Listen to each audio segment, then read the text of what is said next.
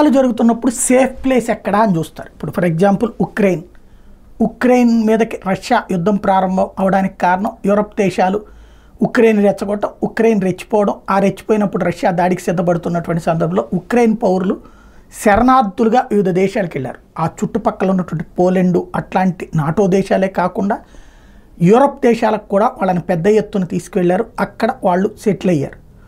ఇప్పుడు అట్లాంటి పరిస్థితి ఇజ్రాయెల్ పౌరులకు వస్తుందా? ఎందుకంటే ఇజ్రాయెల్ తాజాగా చేసినటువంటి హమాస్ మీద దాడి కావచ్చు, హెజ్బుల్లా చీఫ్ మీద దాడి, ఇద్దరు చీఫ్ల్ని లేపేసినటువంటి నేపథ్యంలో ఇరాన్ రంగంలోకి దిగింది.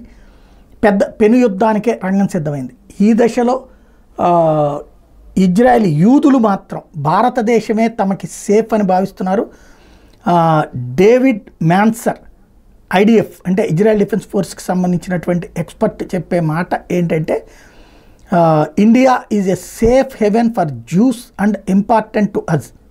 ఇది తాజాగా ఆయన ఇచ్చినటువంటి స్టేట్మెంట్. అంటే ఒకవేళ మీ పిల్లలు, మీ భర్త, మీ వాళ్ళు కుటుంబ సభ్యులు, తండ్రి వీళ్ళందరూ యుద్ధంలో పాల్గొనేటట్టు అయితే మీరు సేఫ్గా ఉండాలనుకుంటే, ఎందుకంటే యూరప్ దేశాల్లో కూడా ఇప్పుడు శరణార్థులుగా చేరినటువంటి వాళ్ళు ఈ ఇరాను, ఈ ముస్లిం సామాజిక వర్గానికి సంబంధించిన వాళ్ళు ఉన్నారు కాబట్టి వాళ్ళు అక్కడ యోధుల మీద దాడి చేస్తున్నారు, యూదుల మీద.